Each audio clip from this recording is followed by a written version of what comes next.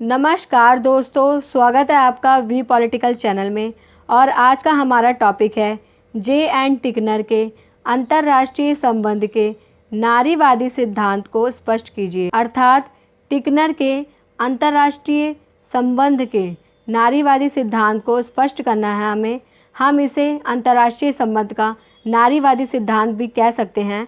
अगर आपके एग्ज़ाम में स्पेशली नारीवादी सिद्धांत लिखा हो या टिकनर का सिद्धांत लिखा हो, दोनों का एक ही मतलब है। अगर आप BA honours, BA programme, MA political science या एमए प्रोग्राम की स्टूडेंट है तो आपके लिए वीडियो बहुत ही इम्पॉर्टेंट है। चाहे आप डीयू यूनिवर्सिटी से पढ़ रहे हों या इग्नू से या जामिया या अनदर यूनिवर्सिटी से, आपको इस चैनल पर बेस्ट आंसर्स मिलेंगे। लिंक डिस्क्रिप्शन बॉक्स में अवेलेबल है, आप वहां से जाकर इसका पार्ट 1 ज़रूर देख लें। और इसके साथ साथ आप टेलीग्राम ग्रुप भी ज्वाइन कर सकते हैं और पीडीएफ भी प्राप्त कर सकते हैं। इसके लिए लिंक डिस्क्रिप्शन बॉक्स में दिया गया है। सबसे पहले आप जानते हैं कि हम नारीवादी सिद्धांत के अंतर्गत नारीवाद की भूमिका, सेक्स और जेंडर में भेद, अंतर्राष्ट्रीय संबंधों का नारीवादी विश्लेषण वीडियो के पार्ट 1 में पढ़ चुके हैं। वीडियो के पार्ट 2 में हम जे एन टिकनर के नारीवादी सिद्धांत का विश्लेषण पढ़ेंगे, आलोचना और निष्कर्ष पढ़ेंगे। इसलिए आप वीडियो का पार्ट 1 पहले देखें, फिर वीडियो का पार्ट 2 देखें। आपको इस चैनल पर बेस्ट आंसर्स मिलेंगे। बहुत ही एफर्ट्स लगते हैं एक वीडियो को बनाने में, तो प्लीज़ अगर आपको ये वीडियो अच्छी लगे तो लाइक, शेयर, सब्सक्राइब ज़रूर करें ताकि मैं मोटिवेट हूँ और आपके लिए ऐसे ही न्यू वीडियोज़ लाती रहूँ। तो स्टार्ट करते हैं अपना वीडियो। ये थोड़ा लॉन्ग टॉपिक है, आप इसे समझकर थोड़ा शॉर्ट करके लिख सकते हैं, बट मुझे जितने भी पॉइंट्स इंपॉर्टेंट लगे मैंने सारे ही ऐड करे हैं।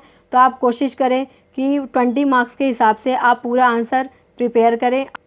तो स्टार्ट करते हैं अपना टॉपिक। सबसे पहले है जे एन टिकनर के नारीवादी सिद्धांत का विश्लेषण, जो हम इस वीडियो में पढ़ रहे हैं।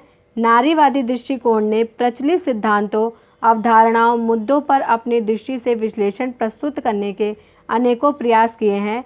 नारीवाद ने यह आशा से किया है कि इससे नारियों को अंतर्राष्ट्रीय स्तर पर सम्मिलित होने का अवसर प्राप्त हो।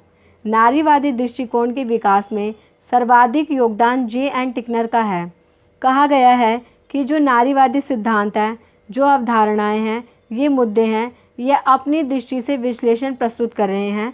और नारीवाद ने यह इस आशय से किया है कि इससे नारियों को अंतर्राष्ट्रीय स्तर पर सम्मान प्राप्त हो और सम्मिलित होने के अवसर प्राप्त हो, क्योंकि नारियों को अंतर्राष्ट्रीय स्तर पर कोई भी अवसर प्राप्त नहीं है। नारीवादी दृष्टिकोण के विकास का सर्वाधिक योगदान किसका है? जे एन टिकनर का है। टिकनर अंतर्राष्ट्रीय संबंधों को नारीवादी दृष्टिकोण से देखती हैं।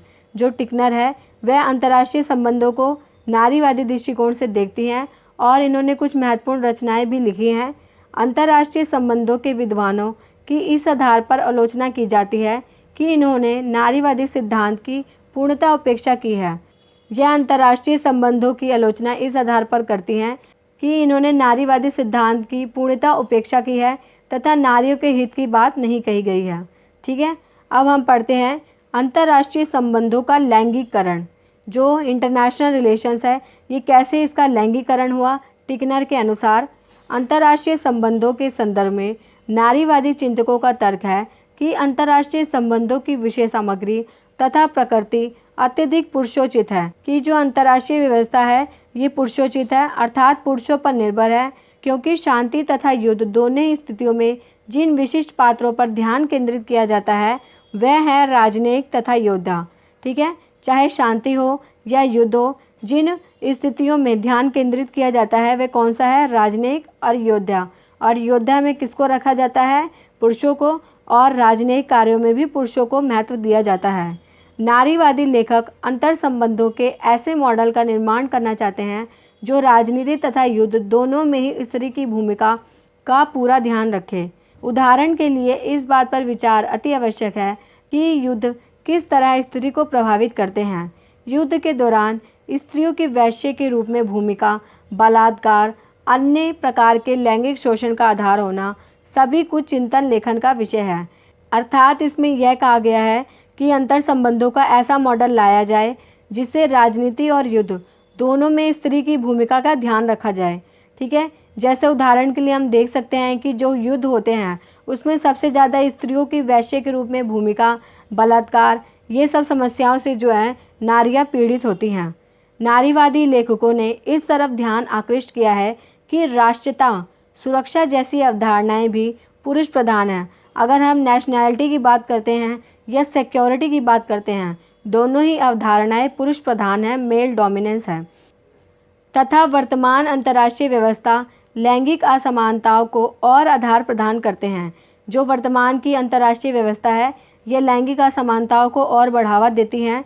प्रमुख नारीवादी चिंतकों में सिंथिया एनलो, सेंड्रा विडवर्थ और टिकनर के नाम उल्लेखनीय हैं। ये बहुत ही इम्पॉर्टेंट है नारीवादी विचारकों के नेम। पिछले कुछ दशकों में नारीवादी लेखकों द्वारा परंपरागत अंतर्राष्ट्रीय संबंधों में परिवर्तन लाने के प्रयास किए जा रहे हैं। यह प्रक्रिया यथार्थवाद की आलोचना से आरंभ हुई। जो नारीवाद विचारधारा है, ये यथार्थवाद की आलोचना के पश्चात उभर कर आई, जहाँ यथार्थवाद शक्ति की बात करता था और पुरुषोचित था, वहीं नारीवादी नारियों की बात के लिए उभर कर सामने आया। नारीवादियों ने यथार्थवाद की आलोचना भी की है, जो हम आगे पढ़ेंगे। इन प्रारंभिक लेखकों को नारीवादी शोध के प्रथम पीढ़ी के लेखक कहा जाता है। इन्होंने प्रश्न उठाया कि विश्व राजनीति का नारीवादी दृष्टिकोण कैसा होगा। जो ये नारीवादी हैं, ये प्रश्न उठाते हैं कि विश्व राजनीति में नारीवादी दृष्टिकोण कैसा होगा तथा वर्तमान दृष्टिकोण से यह किस प्रकार भिन्न होगा। ठीक है। दूसरी पीढ़ी के नारीवादी चिंतक जिन्होंने विश्लेषण को आगे बढ़ाया, उन्होंने विदेश नीति, सुरक्षा, राजनीतिक अर्थव्यवस्था के अध्ययन में लिंग को केंद्रीय विश्लेषणात्मक इकाई बनाया। अंतर्राष्ट्रीय संबंधों के नारीवादी दृष्टिकोण का विकास करने में सबसे अधिक योगदान टिकनर का रहा है। इसमें यह कहा गया कि जो अंतर्राष्ट्रीय संबंध है, उसमें नारीवादी दृष्टिकोण का विकास करने में सबसे अधिक योगदान किसका है? टिकनर का योगदान रहा है। और जो दूसरी पीढ़ी के चिंतक हैं, इन्होंने विदेश नीति, सुरक्षा, राजनीतिक अर्थव्यवस्था में लिंग को केंद्रीय विश्लेषणात्मक इकाई बनाया है। ठीक है। अब हम आगे पढ़ते हैं। ये टॉपिक थोड़ा लेंथी है, बट बहुत ही अच्छे से प्रिपेयर किया गया है, तो आप इसको थोड़ा शॉर्ट करके भी लिख सकते हैं अगर आपके पास एग्जाम में टाइम कम है। टिकनर के अनुसार यथार्थवादी लेखक अंतर्राष्ट्रीय स्तर पर अराजक स्थिति की बात करते हैं। जो टिकनर है, इनके अनुसार जो यथार्थवादी लेखक हैं, वे अंतर्राष्ट्रीय स्तर पर अराजक स्थिति की बात करते हैं तथा शक्ति को विश्लेषण का केंद्रीय विषय मानते हैं तथा शक्ति को ही महत्वपूर्ण मानते हैं। टिकनर ने लिखा है कि समकालीन नारीवादी लेखक अंतर्राष्ट्रीय संदर्भ में जेंडर को केंद्रीय विषय मानते हैं। टिकनर कहती हैं जो समकालीन नारीवादी है, यह अंतर्राष्ट्रीय संदर्भ में जेंडर को केंद्रीय विषय मानते हैं। नारी सेक्स और जेंडर में भेद करता है। जो नारीवाद है, ये सेक्स और जेंडर में भेद करता है, जो हम पहली वीडियो में पढ़ चुके हैं। सेक्स का अभिप्राय जीव विज्ञान से है, जो बायोलॉजिकल डिफरेंसेस होते हैं, अर्थात लड़का या लड़की होना। वहीं जेंडर एक सामाजिक और समाज निर्मित द्वारा अवधारणा है, मतलब समाज ने धारणा बनाई है कि महिला को क्या काम करने चाहिए और पुरुष को क्या काम करना चाहिए, और दोनों के दायरे सेट किए गए हैं। तो जो समकालीन नारीवादी विचारक है, वह जेंडर को केंद्रीय विषय बनाते हैं। समाज में महिलाओं को पुरुष के बराबर ही सामाजिक, राजनीतिक, आर्थिक अधिकार प्राप्त होने चाहिए। टिकनर के अनुसार नारीवादी लेखकों के लिए महत्वपूर्ण विषयों में यह भी शामिल होना चाहिए कि सैनिक विवाद, गृह युद्ध या असफल राज्यों की समस्याएं किस प्रकार स्त्रियों के जीवन को प्रभावित करती हैं। टिकनर कहती है कि नारीवादी लेखकों के महत्वपूर्ण विषय में यह भी शामिल होना चाहिए कि सैनिक विवाद या गृह युद्ध या असफल राज्यों की समस्याएं किस प्रकार से स्त्रियों के जीवन को प्रभावित करती हैं। अगर सैनिक विवाद होता है तो उन देशों की महिलाओं को जब्त कर लिया जाता है और रेप होते हैं बहुत ज़्यादा, और वैश्यावृत्ति बढ़ जाती है। जैसा कि हम पुराने टाइम में भी देख सकते हैं, इतिहास भी हमें यही बताता है कि अगर कोई राजा दूसरे राजा पर आक्रमण कर देता था तो वहाँ की सारी रानियाँ उनके कब्जे में आ जाती थी तथा बलात्कार, ये सब चीज़ें बहुत ज़्यादा बढ़ जाती थी। अंतर्राष्ट्रीय संबंधों ने स्त्रियों के विशिष्ट अनुभव तथा विश्व राजनीति पर स्त्रियों के दृष्टिकोण के विषयों की अवज्ञा की है। इसमें यह कहा गया है कि स्त्रियों के विशिष्ट अनुभव और विश्व राजनीति में स्त्रियों के दृष्टिकोण की अवज्ञा की गई है। अंतर्राष्ट्रीय संबंध के अंतर्गत जिन विषयों पर विशेष शोध की टिकनर ने बात की है, उसमें अंतर्राष्ट्रीय सेक्स व्यापार, विदेशी घरेलू नौकरानियों का यौन शोषण, अंतर्राष्ट्रीय जनसंख्या, स्त्रियों के अंतर्राष्ट्रीय संगठन, अंतर्राष्ट्रीय श्रम विभाजन आदि शामिल है। ठीक है, ये महत्वपूर्ण मुद्दे हैं जिस पर टिकनर ने बात की है। अब हम पढ़ते हैं आगे। नारीवादी लेखकों में भी अलग अलग धाराएं हैं, जैसे मार्क्सवादी, उग्रवादी, समाजवादी, उदारवादी, उत्तर आधुनिकवादी। परंतु विचारों में विभिन्नता के बावजूद सभी लेखक नारी शोषण एवं उत्पीड़न के कारण व परिणामों की बात करते हैं तथा इन्हें समाप्त करने के उपाय सुझाते हैं। धारक कोई भी हो, परंतु जब अंतर्राष्ट्रीय संबंधों में नारीवाद के विश्लेषण की बात आती है तो सिंथिया, यह भी महत्वपूर्ण विचारक है, द्वारा प्रश्न सबसे महत्वपूर्ण बन जाता है, जिन्होंने प्रचलित अंतर्राष्ट्रीय सिद्धांत के रूप में पूछा वेयर आर द वुमेन, कि जब हम अंतर्राष्ट्रीय संबंधों की बात करते हैं तो उनमें महिलाएं कहाँ हैं, where are the women. Cynthia Enloe जैसे प्रभावशाली प्रश्नों के उत्तर टिकनर ने भी खोजने के प्रयास किए हैं। वह प्रश्न उठाती हैं, क्या इससे कोई फर्क पड़ता है कि विदेश नीति से संबंधित नेता अधिकतर पुरुष ही होते हैं तथा सैनिक नीति निर्माण में स्त्री हमेशा शक्तिहीन होती है, तथा क्यों हमेशा युद्ध के लिए पुरुषों को ही आगे रखा जाता है। सिंथिया एनलो की तरह टिकनर भी कुछ प्रश्नों के उत्तर खोजने के प्रयास करती हैं कि विदेश नीति में अगर महिलाएं भाग लें तो इससे क्या प्रभाव पड़ेगा, पुरुष ही क्यों अधिकतर विदेश नीति में भाग लेते हैं और स्त्रियां हमेशा शक्तिहीन क्यों होती हैं और हमेशा युद्ध में पुरुषों को ही क्यों आगे रखा जाता है। ठीक है, इस प्रकार के प्रश्नों को अंतर्राष्ट्रीय संबंध में कभी पूछा ही नहीं गया। टिकनर अंतर्राष्ट्रीय संबंध की मूल मान्यताओं की पुरुष प्रधान प्रकृति को चुनौती देते हैं। इसमें यह कहा गया है कि यह सभी प्रश्न अंतर्राष्ट्रीय संबंध में कभी नहीं पूछे गए, इसलिए टिकनर ने इन सभी प्रश्नों को उठाया है और पुरुष प्रधान प्रकृति को चुनौती दी है।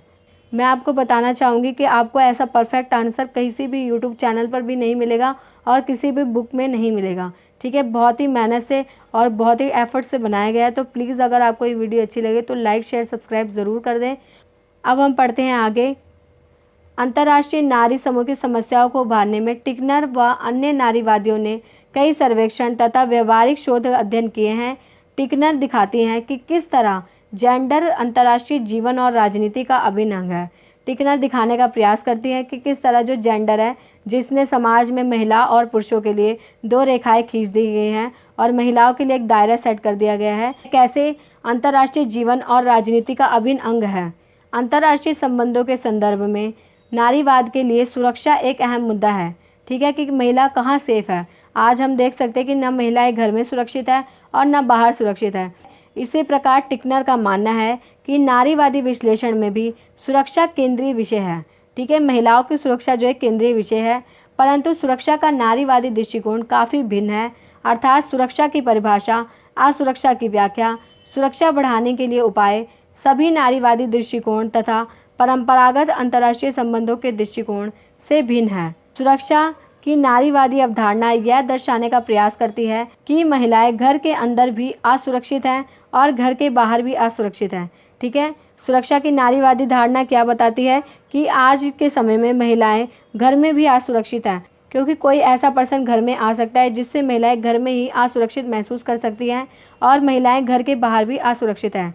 समकालीन सुरक्षा की परिभाषा में जोड़ा गया वह हर एक मुद्दा जलवायु परिवर्तन, मानव अधिकार, प्राकृतिक आपदाएं जो मानव जाति को प्रभावित करता है, महिलाओं को विशेष ढंग से और शायद कहीं अधिक प्रभावित करता है। जो मानव जाति को मुद्दे प्रभावित करते हैं, चाहे वह जलवायु परिवर्तन हो या मानव अधिकार हो या प्राकृतिक आपदाएं, वही महिलाओं को और अत्यधिक प्रभावित करते हैं। बोस्निया और रवांडा का उदाहरण देते हुए नारीवादी विचारक युद्ध के दौरान बलात्कारों की तरफ ध्यान दिलाते हैं, क्योंकि यह बलात्कार मात्र एक दुर्घटना नहीं है बल्कि क्रमबद्ध युद्ध राजनीति का हिस्सा है। सिंथिया के अनुसार सैनिक अड्डों के आसपास ऐसे सामाजिक ढांचे बनाए जाते हैं जहां स्त्रियों को अगवा कर उन्हें वैश्य के रूप में बेचा जाता है। जो सिंथिया एनलो हैं, उन्होंने अपने विचार प्रकट करे कि कैसे सैनिक अड्डों के आसपास सामाजिक ढांचे बनाए जाते हैं जिसके कारण स्त्रियों को अगवा किया जाता है और उन्हें वैश्य के रूप में बेचा जाता है। सिंथिया मानती हैं कि सेना में युवा पुरुषों की नियुक्ति स्त्री तथा बच्चों की सुरक्षा के लिए की जाती है जो अपनी सुरक्षा खुद नहीं कर सकते। ठीक है, सिंथिया कहती हैं कि जो सेना में युवा पुरुष हैं उनकी नियुक्ति की जाती है किसकी सुरक्षा के लिए, स्त्री और बच्चों की सुरक्षा के लिए, परंतु आज के समय में वे अपनी सुरक्षा खुद नहीं कर सकते। टिकनर का कहना है कि यह सिद्ध करता है कि स्त्री को सुरक्षा की आवश्यकता है, तो इसके संरक्षक ही इसके लिए सबसे बड़ा खतरा भी हैं। जैसा कि सिंथिया एनलो ने बताया कि बोस्निया और रवांडा में कैसे बलात्कार बढ़े और सैनिक अड्डों के सामने कैसे स्त्रियों को अगवा करके बेचा जाता था। इससे क्या हुआ, जो स्त्रियों के रक्षक हैं वही स्त्रियों के लिए सबसे बड़ा खतरा भी हैं। पहले राज्य तथा सेना की संस्थाएं स्त्रियों के लिए सुरक्षित वातावरण सुनिश्चित करें। ठीक है। राजनीतिक स्तर पर गंभीर पुनर्विचार और पुनर्गठन की आवश्यकता है। इसमें कहा गया है कि राज्य और जो सेना है ये स्त्रियों के लिए सुरक्षित वातावरण का निर्माण करें। ये बहुत ही ज़रूरी है। राजनीतिक स्तर पर गंभीर पुनर्विचार और पुनर्गठन की आवश्यकता है जिससे महिलाओं को भी बराबर का दर्जा मिल पाए। नारीवादियों ने यह सिद्ध किया कि ऐसे मुद्दे अंतर्राष्ट्रीय संबंधों के विश्लेषण में आज तक नहीं उठाए गए। ठीक है। महिला मुद्दा जो है कभी भी नहीं उठाया गया अंतर्राष्ट्रीय संबंधों के विश्लेषण में, जो जे.एन. टिकनर ने उठाया है। ठीक है। अब हम पढ़ते हैं इसकी आलोचना। टिकनर द्वारा यथार्थवाद की आलोचना। जो ये नारीवादी सिद्धांत है जो टिकनर ने प्रतिपादित किया, यह यथार्थवाद की आलोचना के पश्चात प्रतिपादित हुआ था। एक नारीवादी के रूप में टिकनर का दृढ़ विश्वास है कि यथार्थवाद के सिद्धांतों का स्त्रियों से कोई सरोकार नहीं है। उनका तर्क है कि मॉर्गेंथु का यह सिद्धांत पुरुषवादी परिप्रेक्ष्य पर आधारित है।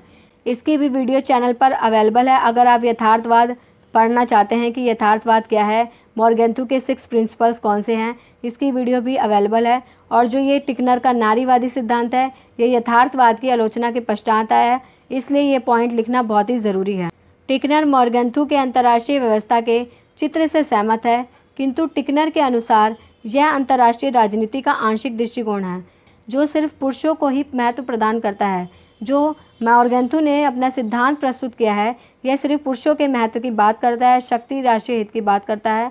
पुरुषत्व और नारीत्व समाज द्वारा बनाई गई श्रेणियाँ हैं जो समय और स्थान के साथ साथ भिन्न भिन्न रूपों में व्यक्त होती हैं। ठीक है। टिकनर का मत है कि मॉर्गेंथु की नैतिकता की अवधारणा पूर्ण रूप से पुरुषवादी है।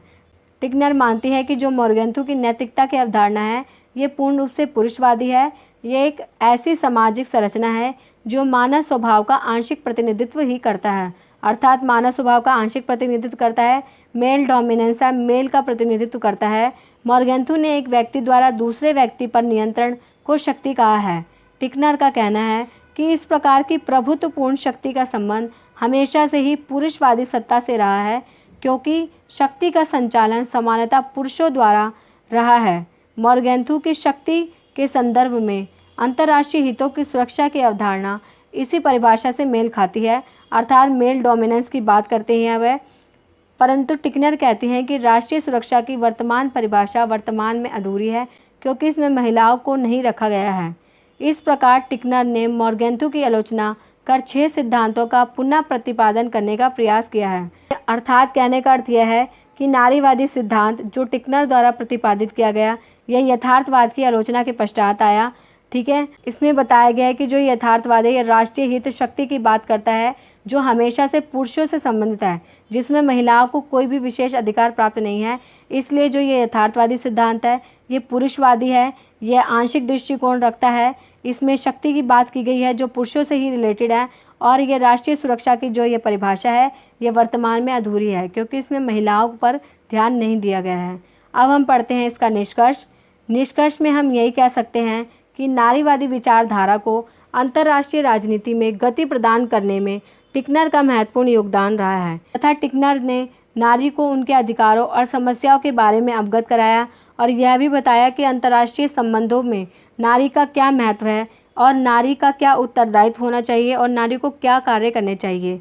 टिकनर ने अंतर्राष्ट्रीय राजनीति में महिलाओं की स्थिति की ओर संकेत किया कि जो अंतर्राष्ट्रीय राजनीति इंटरनेशनल रिलेशंस है इसके अंतर्गत महिलाओं की क्या स्थिति है, महिलाएं किस प्रकार अंतर्राष्ट्रीय राजनीति से वंचित हैं और किस प्रकार वे अपने अधिकारों की मांग कर सकती हैं, तथा उनकी वर्तमान में अंतर्राष्ट्रीय राजनीति के अंतर्गत क्या स्थिति है। अतः टिकनर का मानना है कि जो अंतर्राष्ट्रीय व्यवस्था है ये पुरुषोचित है।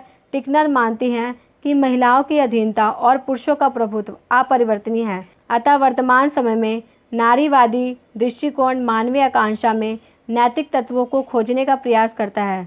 अतः वर्तमान समय में हम कह सकते हैं कि जो ये नारीवादी दृष्टिकोण है ये मानवीय आकांक्षा में नैतिक तत्वों को खोजने का प्रयास करता है, जो अंतर्राष्ट्रीय विवादों को कम करने में और अंतर्राष्ट्रीय समुदायों के निर्माण का आधार बन सकते हैं, जिससे जो ये नारीवादी सिद्धांत है, ये अंतर्राष्ट्रीय विवादों को कम कर सकता है और अंतर्राष्ट्रीय समुदाय के निर्माण का आधार बन सकता है। वीडियो हमारी यहीं समाप्त होती है और इसके साथ साथ आप PDF भी डाउनलोड कर सकते हैं। लिंक जो है डिस्क्रिप्शन बॉक्स में अवेलेबल है। अगर आपको ये वीडियो अच्छी लगे तो प्लीज़ लाइक शेयर सब्सक्राइब ज़रूर करें। बहुत ही एफर्ट से बनाई गई है और आपको इस चैनल पर बेस्ट आंसर्स प्रोवाइड किए गए हैं और आगे भी प्रोवाइड किए जाएंगे। प्लीज़ लाइक शेयर सब्सक्राइब ज़रूर कर दें अगर आपको ऐसे ही वीडियोस चाहिए। और अगर आपको कोई भी क्वेरी हो या कोई भी क्वेश्चन का आंसर चाहिए हो तो आप कमेंट बॉक्स में मैसेज कर सकते हैं। Thank you so much for watching my video.